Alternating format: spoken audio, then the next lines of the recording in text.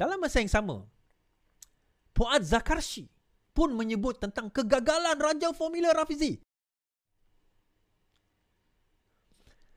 Pemimpin UMNO mengkritik kegagalan sistem pangkalan data utama yang disebabkan kelemahan dalam sistem kerja secara komunikasi. MKT UMNO Muhammad Fuad berkata, ia memberi gambaran kegagalan Menteri Ekonomi Rafizi Ramli. Rafizi dikaitkan dengan Raja Formula gagal. Formula dia semua tak jadi. Padu itu Rafizi, Rafizi itu Padu. Padu dilihat gagal. Itu sebab PMX minta Rafizi perjelas isu Padu kepada Kabinet. Kerajaan Sarawak secara terbuka negatif pada Padu. Ia ibarat telanjangkan diri, kata seorang Menteri Sarawak. Padu gagal kerana sistem kerja gagal, komunikasi gagal dan imej Rafizi yang gagal. Apakah delivery sistem kebajikan rakyat akan terencat dan tambah kucak-kacir? Tulisnya dalam satu hantaran Facebook. Terdahulu Sarawak meminta beberapa perubahan yang dibuat berkait makluman peribadi diminta dalam sistem Padu. Menteri Pelancongan berkata pendapatan Padu ibarat menelanjangkan diri. Ini kerana katanya orang ramai perlu mendedahkan semua butiran termasuk bank akaun, hartanah dan pelaburan. Menurut Abdul Karim, keraguan berhubung maklumat peribadi dibincangkan dalam mesyuarat Kabinet baru-baru ini. Baik. Sebelum saya jawab dulu yang Fuad Zakarshi ni dulu. Tuan-tuan, kalaulah Rafizi itu gagal, sebagai ahli majlis kerja tertinggi UMNO, Fuad pun gagal. Jadi kita nampak Fuad ni hanya mengambil sikap sebagai pom-pom girl dekat tepi jalan, sebagai tukang sorak. Kalau berjaya, dia claim dulu dialah champion. Tapi kalau gagal, dia orang pertama yang akan maki. Kalah pembangkang, tuan-tuan. Sekurangnya pembangkang ni memang kita tahu dia memang kaki maki. Tetapi kalau Fuad Zakarshi ni, kalau berjaya, dia akan claim dia dulu lah yang paling ke depan. Dia dulu yang paling bekerja, paling kuat.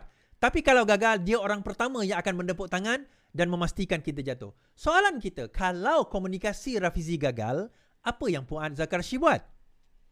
Adakah dia kecewa kerana sebagai MKT dia tidak letakkan jawatan tertinggi di dalam kerajaan? Adakah perlu beliau memegang jawatan tinggi dalam kerajaan, barulah beliau bekerja lebih keras? Tuan-tuan, saya tak ada jawatan tinggi dalam kerajaan, hari-hari saya cerita pasal Padu. So, kenapa beliau tidak mahu mengambil tindakan yang sama? So, satu lagi, usaha untuk sabotaj kerajaan ini berada di dalam UMNO sendiri. Kalau saya menegur UMNO, pantas saya ditegur. Pantas saya ditegur, tuan-tuan, melalui saluran-saluran menteri timbalan menteri. Melalui saluran-saluran menteri besar dan ketua-ketua menteri. Menteri besar. Jawatan-jawatan tertinggi dalam parti. Tetapi orang seperti Fuad Zakarshi, Akmal Saleh, kenapa tak ada teguran? Kalau Hassan Karim yang dikatakan celupa, itu pantas tindakan dan juga laporan diberikan kepada beliau. Kenapa tidak ada tindakan seperti orang seperti Fuad Zakarshi? Kita kata begini, tuan-tuan, nak mengkritik silakan, dalam parti ada. Tapi bila anda bawa keluar berita, maka saya pun boleh kritik anda. Soalan saya, Fuad Zakarshi buat apa dalam komunikasi kerajaan? Yang saya nampak banyak buat kerja dalam komunikasi kerajaan, antara lainnya adalah Lokman Adam. Saya kena bagi kudos kepada Lokman Adam. Kami ada satu grup sama. Hari-hari dia akan hantar benda-benda yang sepatutnya. Dia buat live dia buat penerangan dia. Ada benda kami clash, tak apalah. Tapi sekurang-kurangnya dia buat kerja dia.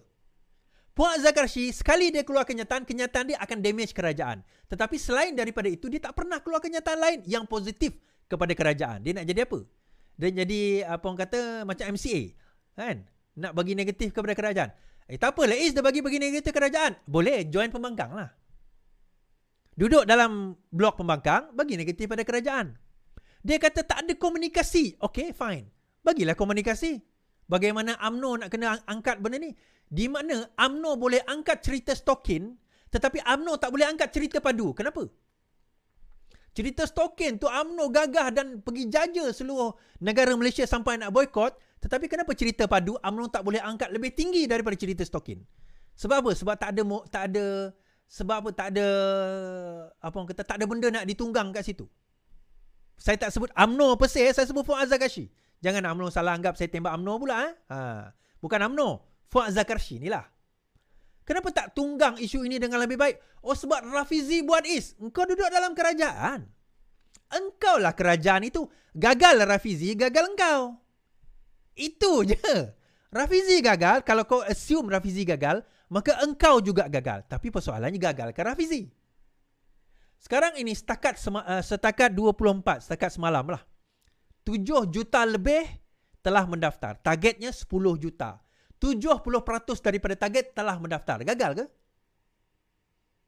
Hanya kerana Sarawak tak setuju. Itu pun saya tahu sebab dia. Dan tak setuju itu pun last minute. Saya dah sebutkan tadi pasal apa orang kata Hajah Laila Taib tu kan. Dia adalah timbalan Menteri Ekonomi. Takkan dia sendiri tak boleh nak explain benda ni. So kegagalan ini bukan gagal tuan-tuan. Tak pernah gagal pun. Padu tidak gagal. Malah Padu sangat berjaya. Padu diwujudkan oleh 100% tenaga kerajaan. Bagi saya tak pernah dibuat sebelum ini. Even zaman My Sejahtera tu pun, dia orang sub pada company yang base dekat Singapore. Saya tahu even pada zaman UMNO memerintah pun, company-company yang buat IT ni semua company-company luar. Kan kita tahu visa luar negara pada zaman Zahid Hamidi, kita tahu company-company yang buat IT ni makan juta, puluh juta, semua disub kepada luar negara atau kepada company luar, third party. Tetapi Padu ni satu sistem yang komprehensif diwujudkan oleh pegawai kerajaan sendiri. Siapa yang gagal sebenarnya? Dan biasanya orang kata pegawai kerajaan ni lembab buat kerja kan? Padu setahun buat tuan-tuan. Tak sempurna, tetapi dia dapat buat benda basic yang sepatutnya dia buat. Tak tuan-tuan, at least formula Rafizi buat Padu ni berjaya. Apa formula Puan Zakarshi bagi menyelesaikan masalah kemiskinan? Bagi menyelesaikan masalah subsidi? Bagi menyelesaikan masalah kebocoran dan ketirisan subsidi? Apa formula dia? Baik, dia kata formula Rafizi gagal. Formula apa yang kau bawa berjaya? Bukan kerja aku nak bawa formula. Dan apakah tujuan title MKT, Majlis Kerja Tertinggi UMNO? MKT ni tuan-tuan level tinggi. Orang Sarawak kata arum bulak. Tiap-tiap bulan meeting dengan timbalan Perdana Menteri. Apa dia punya kerja? Apa usaha dia? Sekurang-kurangnya timbalan Perdana Menteri kita tengok bekerja. Macam Zahid Hamidi ni. Nak memastikan kerajaan ini kekal. Tetapi ada beberapa nama ni yang cuba untuk nak damagekan kerajaan ini. Objektif dia apa? Saya risau tuan-tuan. Mereka berobjektif untuk, saya tak tuduh Fuad Zakarshi lah kan, untuk memastikan bahawa selepas ini kerajaan ini tidak berjaya. Nah bayangkan lah.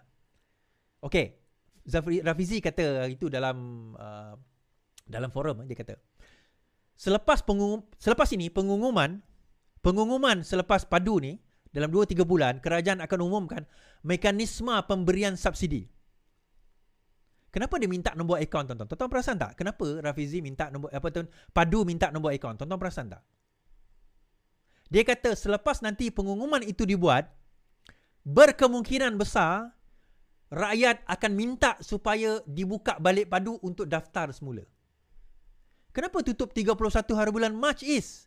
Yang itu untuk kemaskini yang pertama. Saya percaya lepas ni dia akan buka balik. Tapi dah terlambat dan pada masa itu bukan terlambat. Akan ambil masa. Maksudnya second stage tu akan ambil masa kepada yang baru nak register. Sebab itu yang pertama ni kena kemaskini.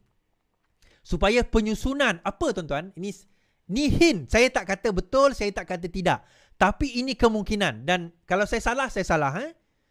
Bahawa subsidi selepas ini berkemungkinan akan dimasukkan secara tunai dalam akaun tuan-tuan dan puan-puan yang layak. Setiap bulan. Berkemungkinan, jangan kata don't quote me on this. Tetapi kemungkinan. Minyak akan diapungkan ke RM3 berapa sen tu. Dia akan ikut harga pasaran, diesel dan sebagainya. Tetapi subsidi tersebut akan dimasukkan ke dalam akaun tuan-tuan dan puan-puan secara personal. Macam mana dia nak masuk is? Berapa juta akaun? Jangan tanya macam mana. Kalau duit dah masuk nanti, tuan-tuan pandai-pandailah nak belanja untuk duit minyak tuan-tuan.